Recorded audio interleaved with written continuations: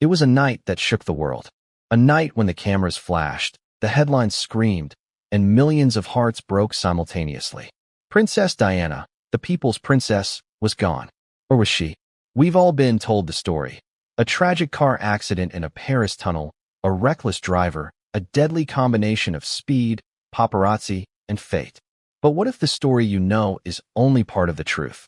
What if there's a deeper story, a hidden narrative, one that the world has been too afraid or too controlled to see? Tonight, we're diving into the revelations of one man who was closer to King Charles than most could imagine. Nicholas Soames, a confidant, a friend, a man with the ears of the monarchy itself, has made statements that, if true, could shatter everything we thought we knew about Diana's death. Before we continue, please hit the like button, subscribe to the channel, and turn on the notification bell for updates. You might be thinking, why now? Why is this coming out decades later? The answer is as shocking as it is simple. The timing has been carefully orchestrated, and whispers from the palace have grown louder over the years. Secrets never stay buried forever, especially when people who once swore silence begin to feel the weight of the past. Soames isn't just speaking, he's revealing. He's pointing to truths that even the tabloids, the investigators, and the historians have been too cautious to touch. And the claims are explosive. That King Charles, the very man whose life was forever intertwined with Diana's, knew more about her demise than anyone could have imagined. Let's pause for a moment and think about that. The idea that the king, our current monarch, might be connected, even peripherally, to the circumstances surrounding Diana's death is not just provocative, it's earth-shattering. Imagine the palace corridors, dimly lit, conversations muffled behind closed doors, decisions made far from the public eye that ripple outward, affecting the lives of millions. Could Charles have had knowledge that changed the course of events? Could decisions made in secrecy have sealed Diana's fate? These are not hypothetical questions. According to Soames, they are rooted in fact. And the answers will take us deep into the shadowed world of royalty, power, and betrayal. The public has long been fascinated by Diana, her compassion, her elegance, her heartbreak. She was adored not just as a princess, but as a symbol, someone who represented honesty and vulnerability in a world often defined by protocol and performance. But for every public appearance, every smile, there was a private world we didn't see. A world of whispers, of tension, of secrets that even the closest aides struggled to navigate. Diana's own words, letters, and confessions hint at her fears, her suspicions, and a sense that she was trapped in a world where control mattered more than truth. And now, with Soames stepping forward, it seems those fears might have been well-founded. But before we go further, let's understand who Nicholas Soames is and why his perspective matters. A veteran politician, a soldier, and one of King Charles's oldest friends, Soames has long had a seat at the table of power. His insights are not hearsay. They come from proximity, from conversations that the public could only dream of overhearing. He has watched the inner workings of the royal family, observed decisions that shaped history, and now, decades later, he is finally speaking. And what he's saying is nothing short of startling. That the official narrative of Diana's death is incomplete, and that King Charles had knowledge that has remained hidden from the world. Now, you might be asking yourself, what exactly does he know?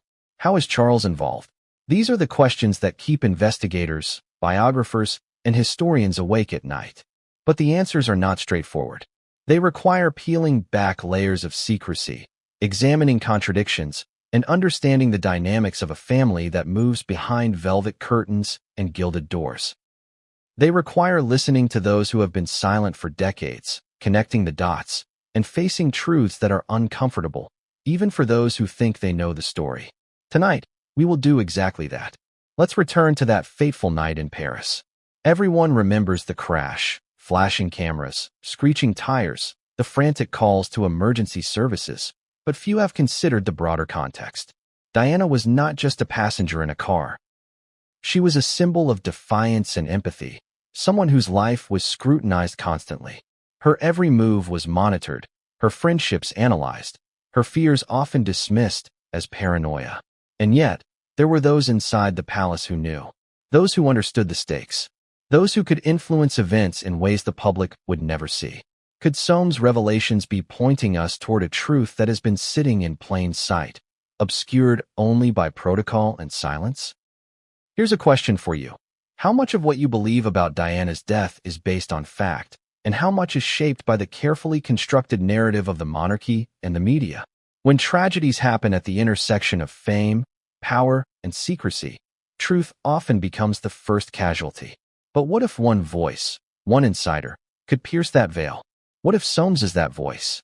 His words suggest a reality that is not just shocking but profoundly unsettling.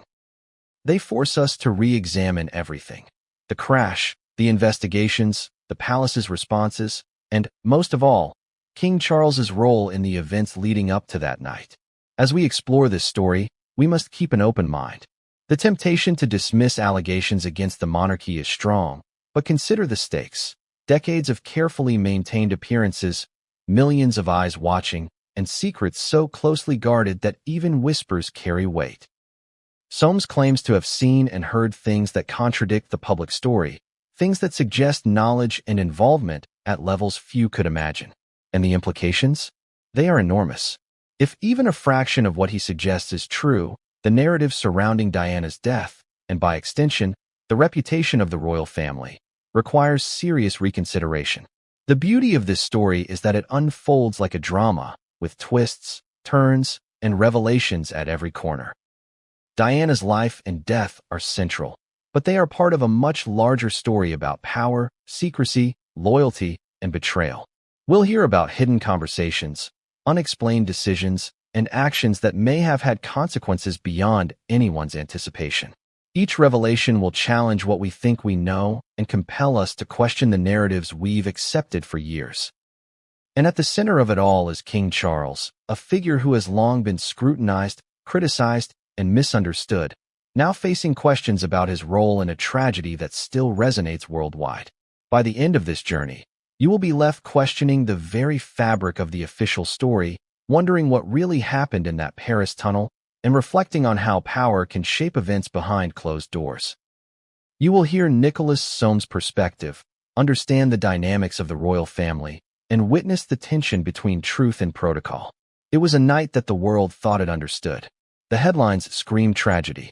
Millions of hearts broke simultaneously. Paris was cloaked in darkness, punctuated only by the flashing cameras that captured chaos in frozen frames. Princess Diana, the people's princess, had died, or so we were told. The public story was simple. A tragic car crash in the Pont de l'Alma tunnel, a reckless driver, the relentless paparazzi, and the cruel hand of fate. But beneath that narrative, beneath the flashing cameras and the media hysteria, there was a layer of truth that few dared to acknowledge.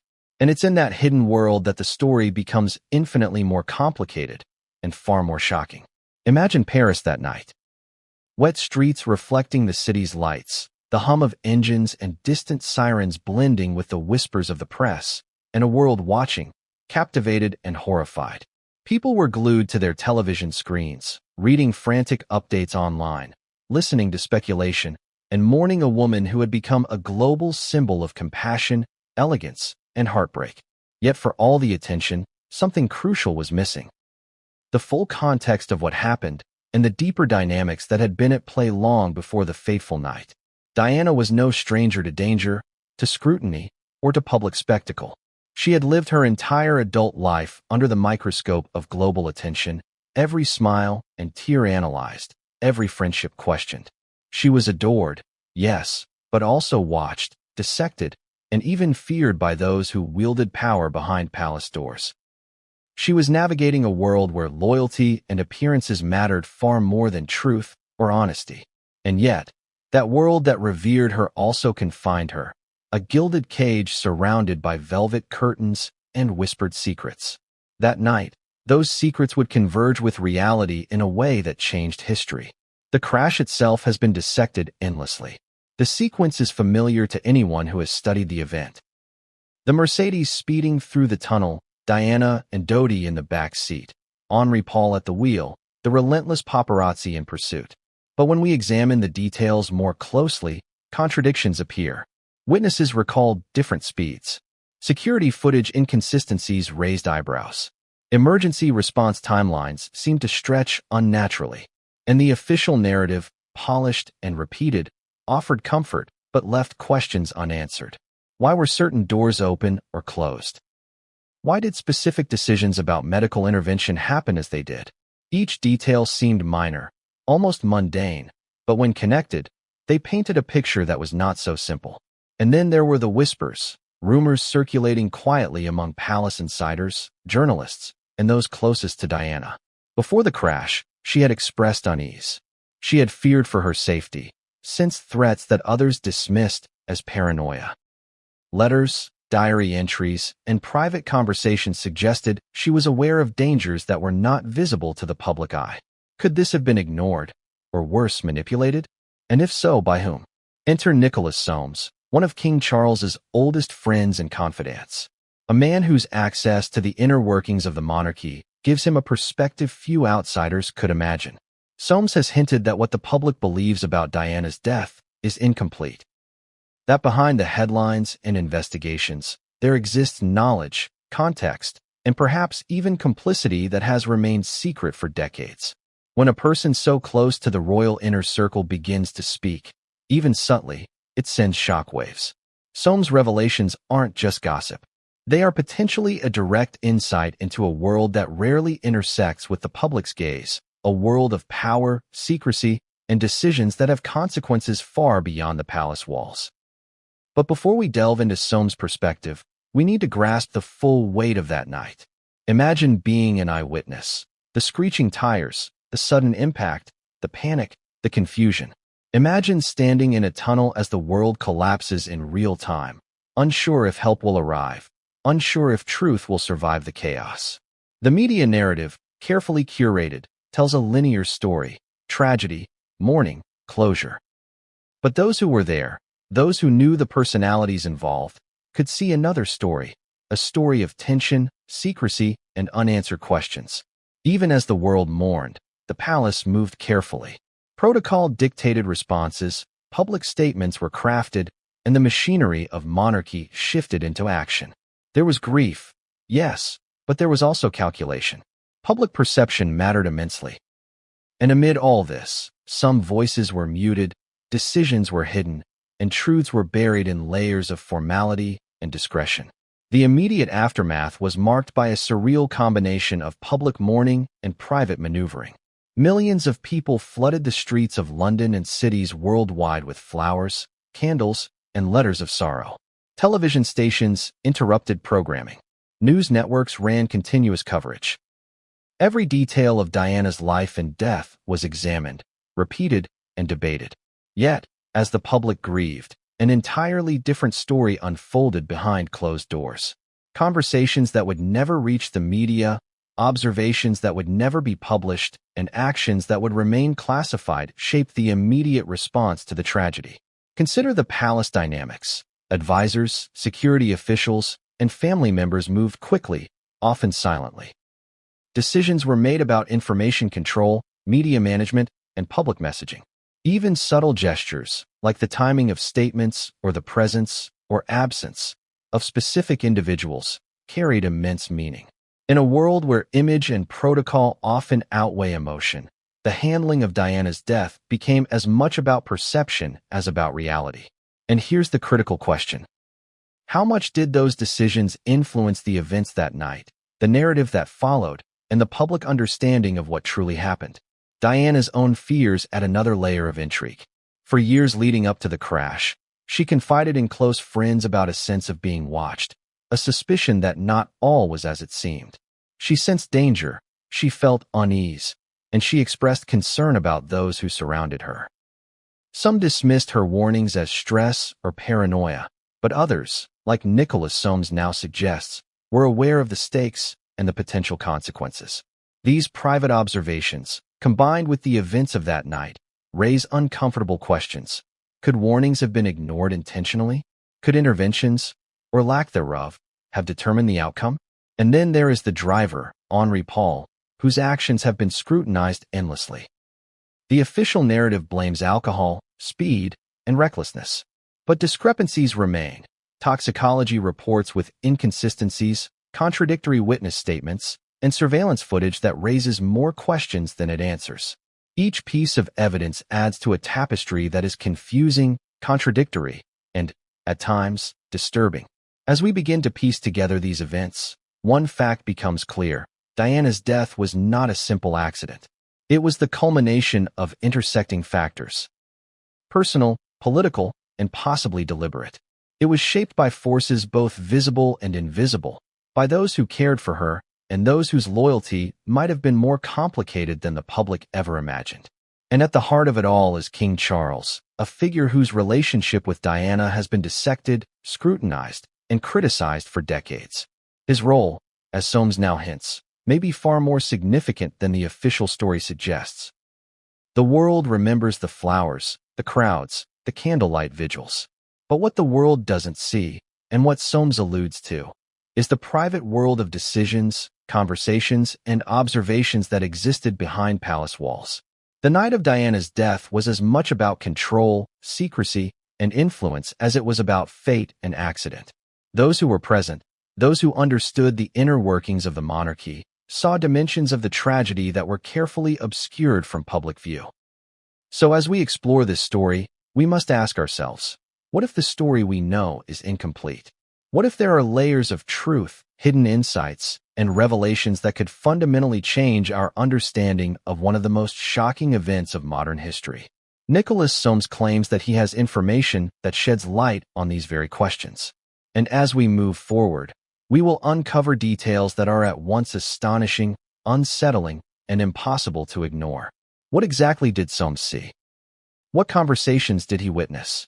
And how does King Charles's knowledge, or potential involvement, fit into the larger puzzle? These questions are not mere speculation. They are the threads that will unravel a narrative the public has accepted for decades. Few people outside the inner circle of the British monarchy understand the delicate dance of power, secrecy, and influence that defines the corridors of Buckingham Palace. And even fewer have been granted the kind of access that Nicholas Soames has enjoyed. To many, Soames is simply a politician, a veteran, a loyal confidant of King Charles. But to those who know the intricacies of royal life, he is far more than that. A man who has observed, advised, and witnessed the hidden maneuvers of one of the world's most scrutinized families. Tonight, his perspective is crucial because it opens a window into events the public has never fully grasped. Events surrounding Princess Diana's death, events that challenge everything we thought we knew. Soames comes from a lineage steeped in power and public service. A grandson of Winston Churchill, he was born into a world where influence, responsibility, and the navigation of complex social hierarchies were not just expected but required. From an early age, Soames understood the importance of discretion, the necessity of observation, and the subtle art of communication.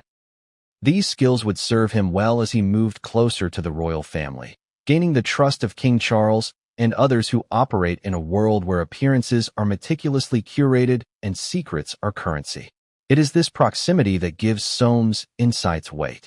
He has been present in moments that outsiders could only imagine: private meetings, whispered conversations, and discussions that shaped the monarchy's decisions behind closed doors. For decades, his role has been both advisory and observational, allowing him to witness the personalities, tensions, and dynamics that define the royal family. And it is from this vantage point that his revelations about Diana's death carry such significance.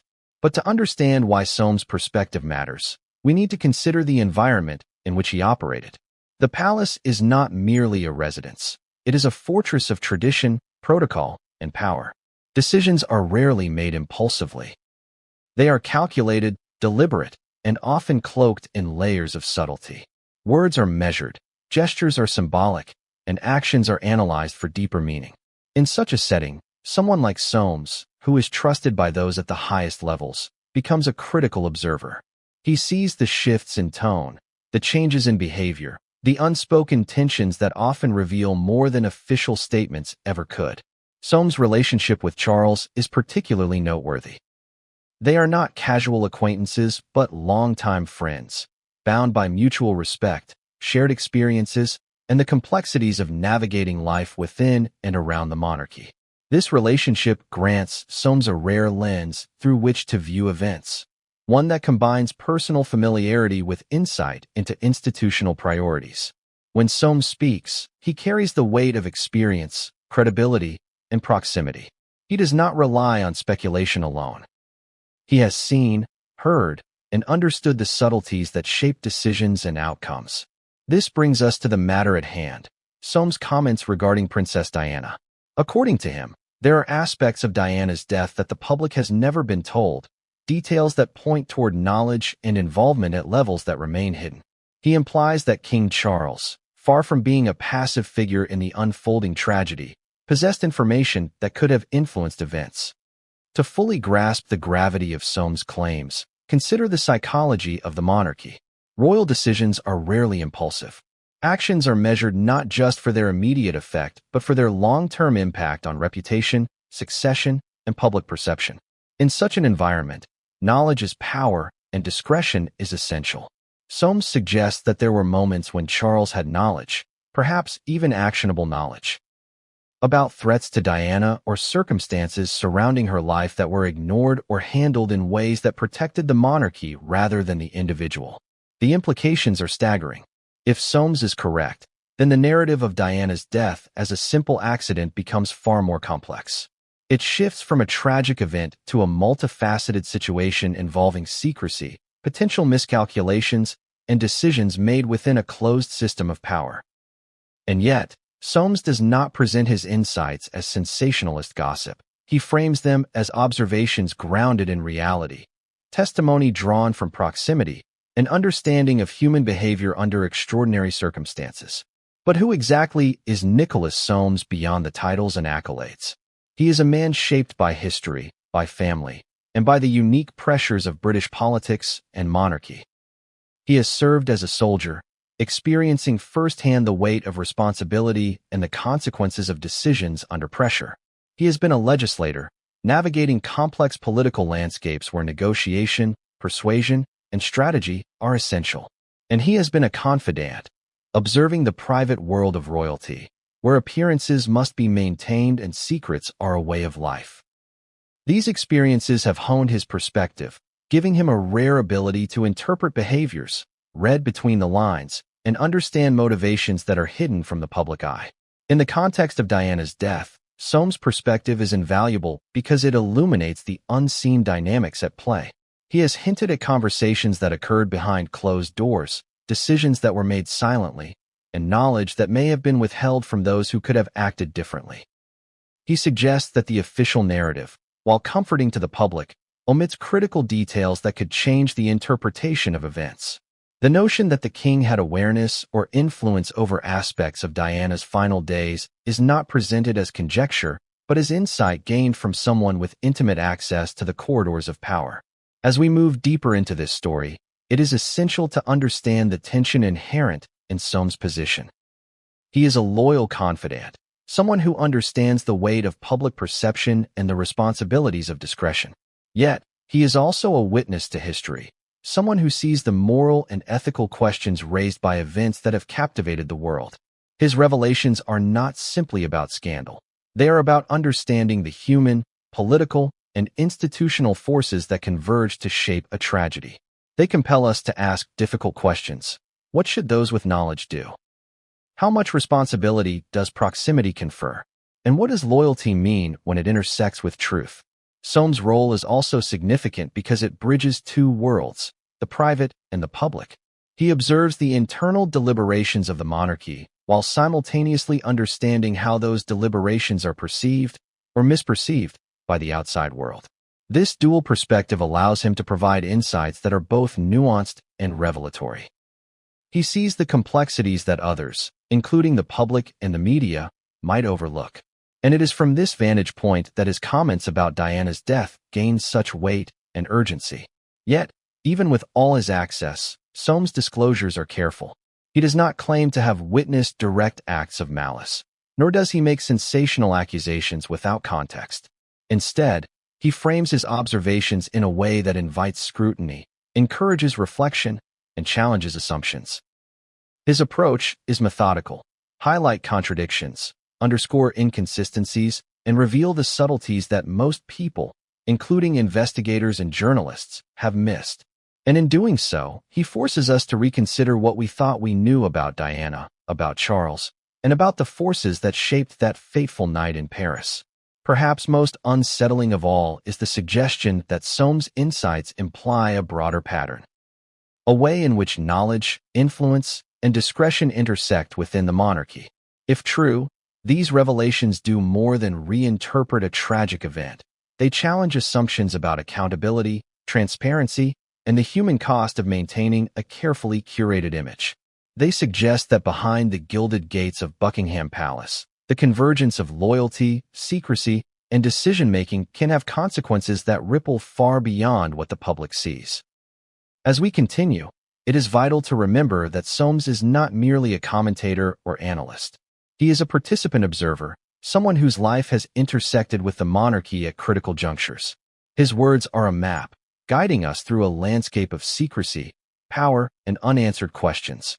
And as we explore the next layers of this story, his perspective will serve as a lens, focusing our attention on the critical details, contradictions, and revelations that have remained hidden for decades. So, as we prepare to delve deeper, ask yourself this: how much does proximity to power shape what one knows? How much can observation, even without direct action, reveal about the forces at work behind the scenes? Nicholas Soames offers us answers, but the answers are not comforting. They are complex, nuanced, and, at times, deeply unsettling. Few relationships in modern history have been as scrutinized, dissected, and mythologized as that of Charles and Diana. To the world, it appeared like a fairy tale. A prince meets a young woman, the nation cheers, a royal wedding captivates millions. But behind the smiles, the carefully staged photographs, and the public declarations of love, there was tension, complexity, and unspoken conflict that would set the stage for decades of intrigue and heartbreak. Understanding this complicated past is crucial if we are to make sense of the events surrounding Diana's death, and why someone like Nicholas Soames believes King Charles's knowledge was pivotal. From the beginning, their relationship was marked by contrasts. Charles, raised in the rigid and calculated environment of royalty, carried the weight of duty, expectation, and tradition on every step he took. Diana, on the other hand, was youthful, vibrant, and deeply empathetic, qualities that endeared her to the public but often conflicted with the measured, formal expectations of the palace. Their marriage, while celebrated in the media as a symbol of hope and romance, struggled under the strain of misaligned personalities, hidden pressures, and the constant glare of global attention. Diana's own words paint a vivid picture of her inner world during those years. Letters and recorded conversations reveal a woman struggling to assert her identity while navigating the labyrinthine rules of the monarchy. She was deeply aware of the constraints placed upon her, the obligations demanded by the royal role, and the emotional distance maintained by Charles, who often seemed more aligned with protocol than personal connection. These tensions were not trivial. They shaped her perception of safety, trust, and even her sense of personal autonomy within the marriage. But the public only saw fragments.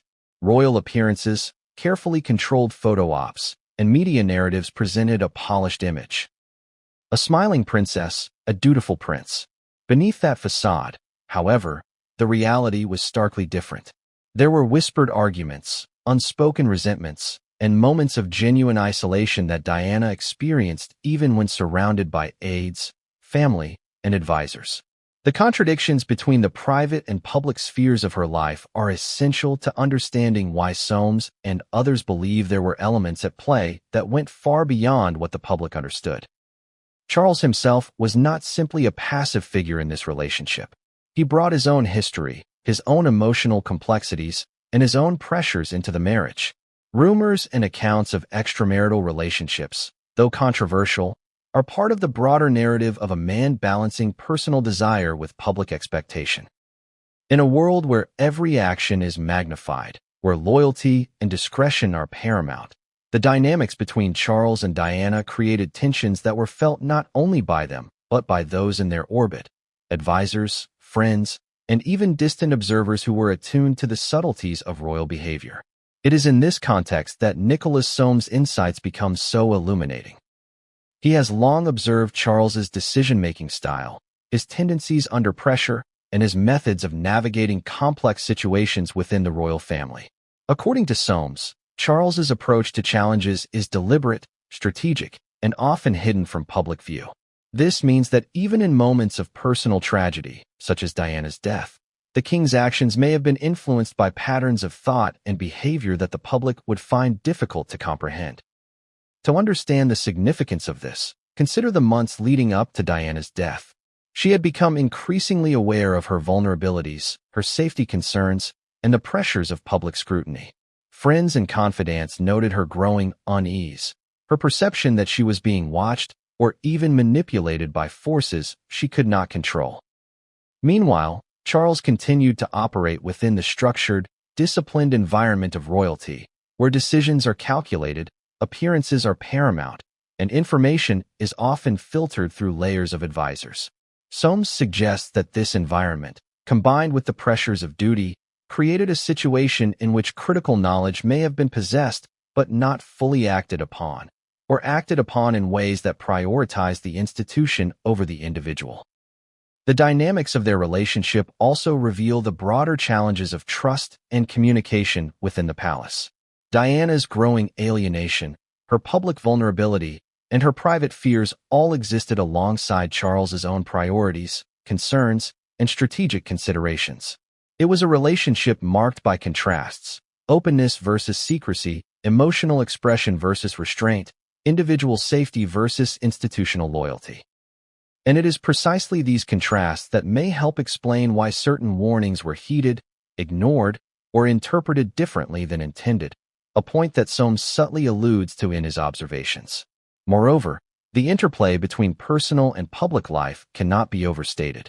Diana's actions, whether attending charitable events, speaking to the press, or confiding in friends, had implications far beyond herself. Each decision intersected with palace politics, media narratives, and public perception. Similarly, Charles's responses were not purely personal. They were filtered through advisors, through protocol, and through the lens of history and legacy. This intersection of private emotion and public responsibility created a delicate balance, one that could, and did, have profound consequences. One of the most striking aspects of their complicated past is how it shaped perceptions of risk and knowledge.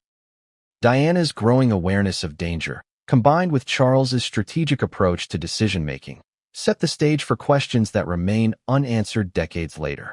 What did Charles know about the threats surrounding Diana? How did he interpret her warnings, her fears, or her instincts? These questions are not hypothetical. They are grounded in the lived realities of their marriage and the observations of those, like Soames, who were positioned to witness the interactions, decisions, and patterns of behavior within the royal household. It's also important to note the broader network surrounding Charles and Diana. Advisors, family members, and close friends all played roles in shaping the environment in which decisions were made. The palace operates as a system, with each member influencing outcomes in ways that are often invisible to the public. Soames' perspective is crucial because he understands this system intimately. He knows who holds influence, who observes quietly, and how knowledge circulates, or is withheld, within the family. And when he discusses Diana's death, he implies that this network, combined with Charles's awareness, played a significant role in how events unfolded. Yet despite the tensions and the challenges, there were moments of genuine complexity in their relationship. Charles was not a one-dimensional figure. His actions, while sometimes criticized, were shaped by layers of history, obligation, and personal struggle. Diana, too, was multifaceted, courageous, empathetic, and aware of her own vulnerabilities. Their relationship, with all its contradictions, provides essential context for understanding the circumstances of her death and why someone like Soames believes Charles's knowledge matters so profoundly. As we move forward into the next chapter, it is crucial to keep in mind the interplay of personal, institutional, and public pressures that defined Charles and Diana's marriage. The tragedy that unfolded in Paris was not an isolated incident. It was the culmination of years of tension, secrecy, and complex dynamics. And as Soames' insights suggest, Understanding these dynamics is key to understanding the broader story of Diana's death, including the controversial role that King Charles may have played. What happened on the night of the crash cannot be fully understood without considering these layers of history, personality, and institutional behavior. The night of August 31st, 1997, is etched into the memory of the world as a moment of unrelenting tragedy. Paris was alive with lights, the Seine reflecting the city's glow, tourists strolling, and nightlife humming, completely unaware that a catastrophe was about to unfold in the shadow of the Pont de l'Alma tunnel. The official story is simple. Princess Diana, Dodi Fayed, and their driver, Henri Paul, were killed in a car crash while trying to evade paparazzi. But when we dig deeper, when we examine the inconsistencies, the overlooked details, and the accounts of those closest to the events, a far more complex picture emerges, one that raises questions about knowledge, influence, and perhaps the unseen hand of power. To understand the night itself, we have to start with the sequence of events leading up to it. Diana had spent the afternoon at the Ritz Hotel, returning from a private dinner with Dodi. Security was tight, yet fragmented, and the paparazzi, relentless in pursuit, had already identified the couple as they left.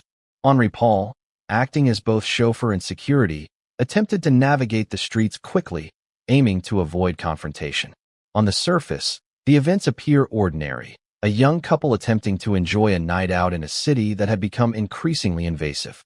But as Nicholas Soames and other insiders suggest, the layers beneath the surface tell a different story.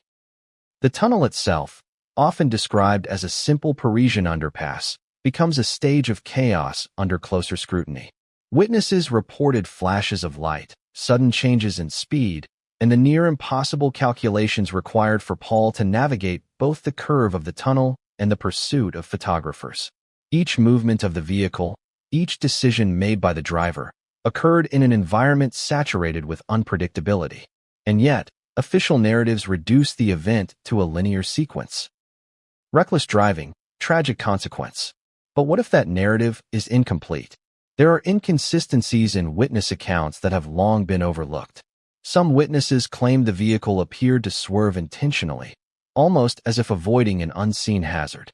Others described a car following closely, not merely as paparazzi, but in a pattern that suggests more than coincidence. Nicholas Soames points to these details not to cast blame without evidence, but to highlight the complexity of the situation, a complexity that, when combined with knowledge held within the palace, changes how we interpret the events. Even the timeline of emergency response raises questions. The car was discovered quickly, medical teams arrived, yet the speed of intervention, the decisions made at the scene, and the handling of Diana's injuries have been subjects of debate.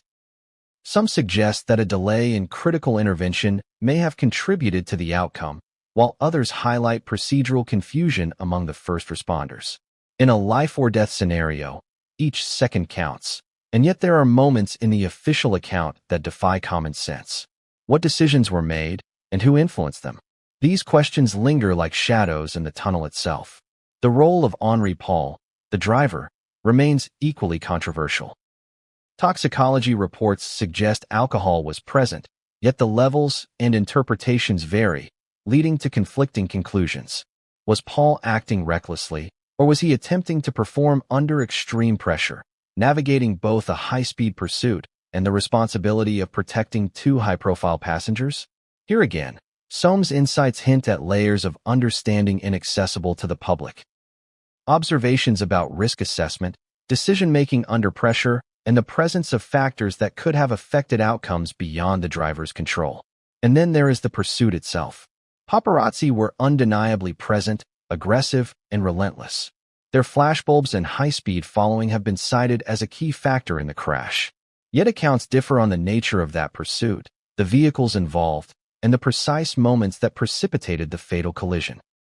The role of these photographers cannot be ignored, but neither can the possibility of other influences, unknown observers, unreported movements, and patterns that suggest a level of orchestration beyond simple chance.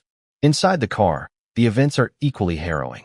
Diana and Dodi, both acutely aware of their surroundings, reportedly tried to remain calm, communicate with the driver, and brace for impact.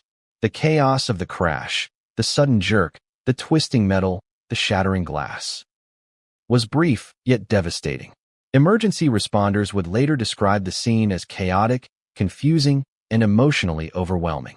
And while the public would see only the headlines and carefully curated images, the real story of those moments is far more intricate, filled with human reactions, missteps, and decisions made under extreme pressure.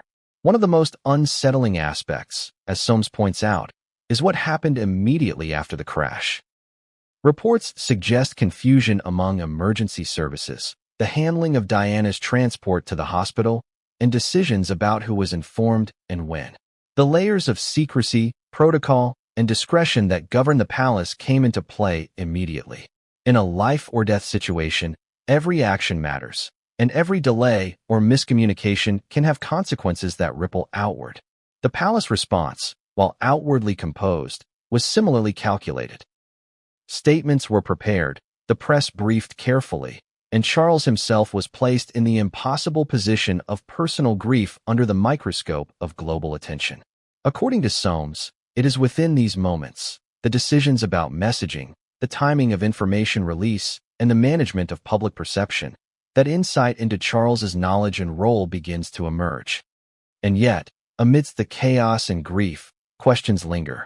Why were certain details omitted from public reports? Why were inconsistencies in eyewitness accounts left unresolved? Why did the official narrative remain remarkably cohesive despite the complexity of the event? Soames' observations suggest that understanding the answers to these questions requires more than casual inquiry. It requires insight into the palace's mechanisms of control, the way knowledge circulates, and the subtle interplay of loyalty, secrecy, and decision-making. Perhaps the most haunting question of all is this: could anything have been done differently? Diana's instincts, her awareness of danger, and her attempts to navigate threats suggest a woman alert to risks that few others fully appreciated. Charles, in turn, was a man whose approach to information and crisis management was shaped by decades of operating within a structure that values discretion above all. The collision of these worlds, the personal fears of a princess and the calculated responses of a monarchy, creates a tension that continues to fascinate, horrify, and intrigue. As we reconstruct that night, the contrast between what was seen by the public and what occurred behind the scenes becomes striking. The crash was not merely an accident. It was the intersection of human behavior, institutional influence, and perhaps unknown forces that have yet to be fully revealed. Nicholas Soames' perspective sheds light on these hidden dynamics, suggesting that understanding the crash requires examining not only the physical events, but also the context of knowledge, influence, and action within the royal family. The night of Diana's death is a tapestry of chaos, fear, and consequence. Threads that stretch far beyond the tunnel itself. Each decision, each movement, and each observation carries weight, and it is within this intricate web that the truth becomes both elusive and compelling. What exactly happened? Who knew what? And how might that knowledge have shaped the outcome? These are the questions that propel the story forward, questions that will become even more pressing as we examine the involvement of individuals closest to the king and the palace machinery in the chapters ahead. As the news of Princess Diana's crash tore through the world, a different storm was brewing behind the walls of Buckingham Palace. While the public mourned, lit candles, and flooded the streets with flowers, the palace was alive with urgency, strategy, and the quiet hum of calculated decision-making. The official response that would eventually be broadcast to the world, a composed, measured narrative, was months in the making, guided by advisors, confidants, and yes, Nicholas Soames himself had observed many of these behind-the-scenes dynamics over the years.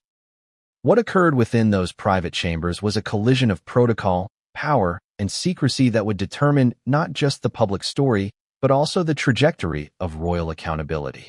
Imagine the palace at that moment. Telephones ringing incessantly, courtiers and advisors moving quickly, conveying fragments of information. The king, still reeling from personal grief, is faced with the impossible task of balancing emotion with public perception. Every decision mattered. Who would speak to the press? What would be said? Which advisors' recommendations would carry the most weight? The palace functions as a system, a living organism where information is carefully filtered, manipulated, and deployed to maintain control. And that night, the mechanisms of control were pushed to their absolute limits. The first task of the palace was damage control, not in the sense of hiding truth, but in the sense of shaping narrative. Protocol dictates that the royal family remain dignified, reserved, and composed during crises. Yet this situation was anything but ordinary. The death of the people's princess threatened both emotional stability and institutional reputation. Advisors scrambled to coordinate responses, draft statements, and manage the influx of information from hospitals, police, and media outlets. Every piece of information, whether accurate or speculative, was weighed against its potential impact on public perception. Here is where Nicholas Soames' perspective becomes particularly revealing. He suggests that while the public narrative emphasized immediate tragedy and mourning, the palace had access to far more nuanced information. Internal communications, private discussions with security officials, and early witness statements were being processed in real time. The king was not simply reacting emotionally. He was actively interpreting information, making choices, and directing how knowledge would flow, both internally and externally. In other words, the decisions made in those early hours were pivotal. They would shape public understanding and, some argue, obscure critical details that might have provided a fuller picture of what truly happened. The palace's approach to media was also extraordinary. Officials had long understood the power of narrative in shaping public opinion. So, while families of victims were given privacy, the monarchy prepared a controlled release of information. Every phrase, every word of condolence, was carefully constructed to convey empathy while protecting the institution. The world saw composed figures expressing sorrow. What they did not see were the private debates over the content, timing, and implications of each statement. This level of control is where the intersection of secrecy and strategy becomes striking. Yet even amidst this meticulous orchestration, tensions simmered. Advisors disagreed, security personnel provided conflicting reports, and the weight of public expectation created immense pressure. Soames' account highlights that these moments of disagreement and uncertainty were not trivial. They shaped the decisions made in real time, including those that influenced how Diana's final hours were communicated to the world. In the controlled calm presented publicly, there was a storm of speculation, moral questioning, and rapid-fire decision-making occurring behind closed doors. An essential piece of this puzzle is the question of knowledge. Soames emphasizes that King Charles had access to information that the public never did. He was aware of Diana's concerns, her fears for her safety, and the details of her relationship with Dodi Fayed.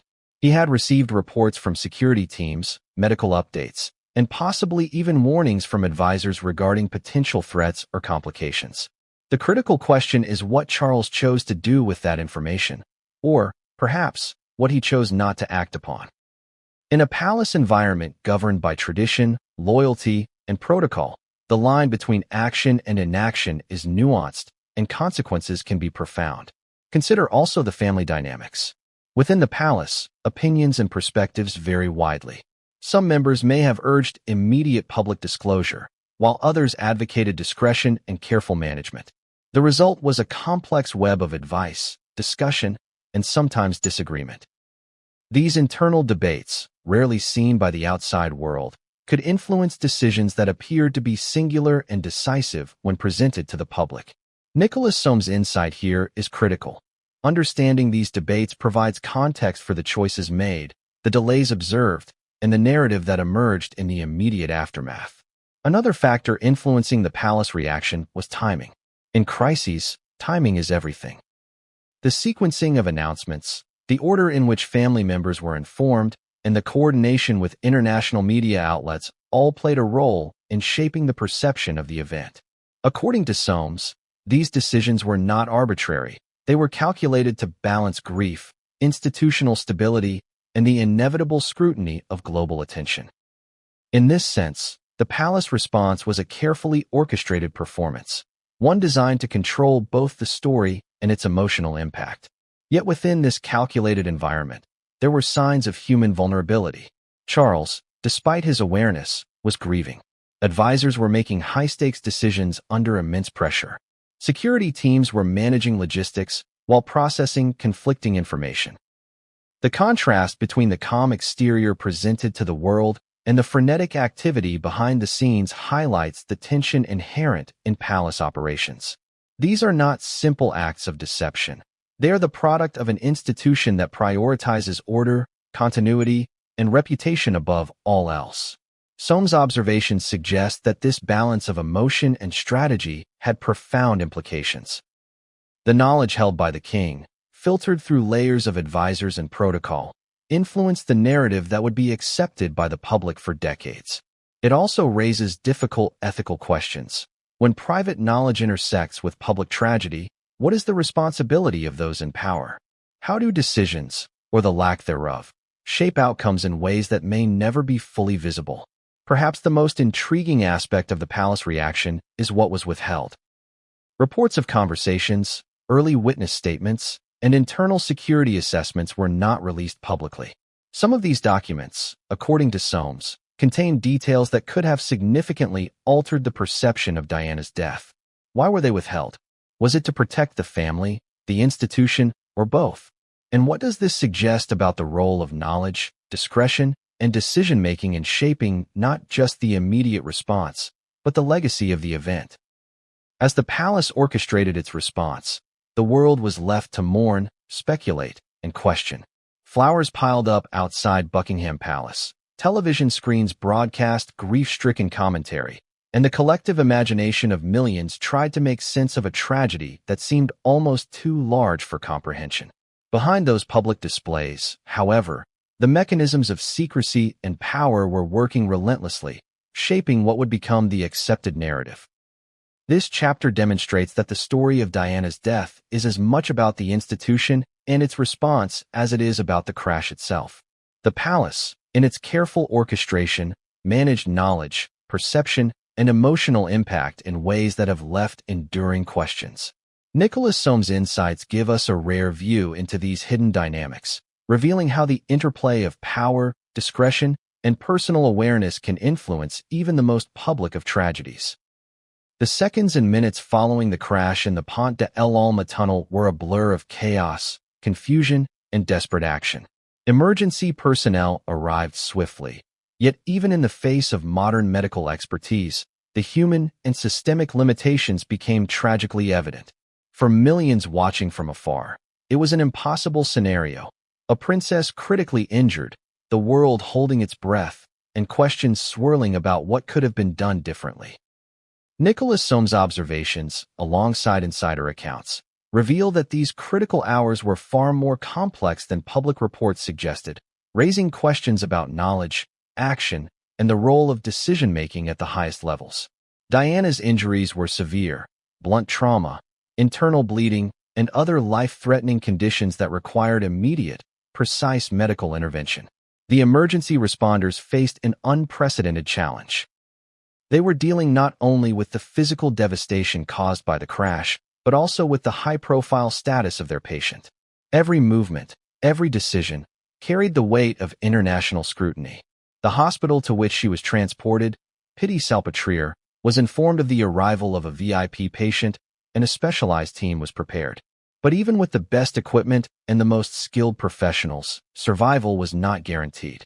Here's where the first controversy emerges. Some reports suggest that delays occurred in the extraction of Diana from the vehicle. Others note confusion about the presence of medical personnel and how the injured were triaged. Nicholas Soames points out that while these may appear as minor logistical errors to the public, in a situation where minutes can mean the difference between life and death, such delays are profoundly consequential. Could a faster or more coordinated extraction have saved her life? Experts have debated this for years, and the inconsistencies in reporting only deepen the mystery. Further complicating matters was the question of treatment priorities. Emergency protocols often prioritize stabilization before transport, but in Diana's case, the urgency of her condition and the presence of internal injuries required careful judgment. According to insider accounts, some decisions may have been influenced by a desire to ensure the patient's dignity, her privacy, and even her public image, a consideration unique to a high-profile royal patient. In other words, The medical response was not purely clinical. It was filtered through layers of institutional and social pressure, adding complexity to an already life-threatening situation. Timing, as in the crash itself, proved critical. The window for effective intervention was narrow. Every second, every choice, and every movement carried weight. Nicholas Soames and other observers suggest that awareness of this urgency and the constraints imposed by hospital procedures and palace protocol intersected in ways that may have influenced outcomes. Was the coordination between the scene of the crash and the hospital flawless? According to Soames, no system is perfect, and in this case, human and institutional limitations collided with tragic consequences. Another factor was communication. Who knew what and when? Reports indicate that palace officials were in contact with medical teams, attempting to coordinate information while maintaining discretion. King Charles was informed, and decisions about hospital access, media management, and family notifications were made in real time. The delicate balance of providing necessary oversight while respecting medical authority added another layer of complexity.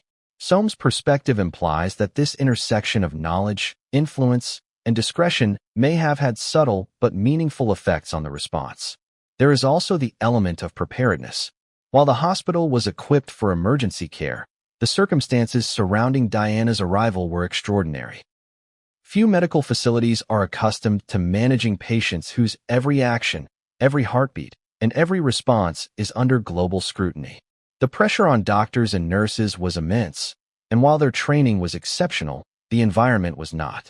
This context is often overlooked in mainstream accounts, but it is essential for understanding the critical minutes in which Diana's fate hung in the balance. One of the most debated aspects of the medical response involves the decisions about transport and timing. Should Diana have been moved immediately to a more specialized facility, or was stabilization at the scene paramount? Were there alternative procedures that might have improved her chances?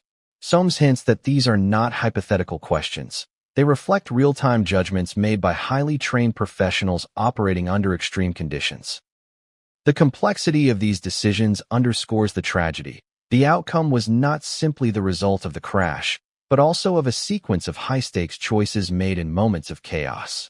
The presence of Dodi Fayed, who also sustained fatal injuries, adds another layer to the human dimension. Emergency teams had to prioritize treatment based on injury severity, yet the emotional weight of dealing with multiple high-profile casualties cannot be understated.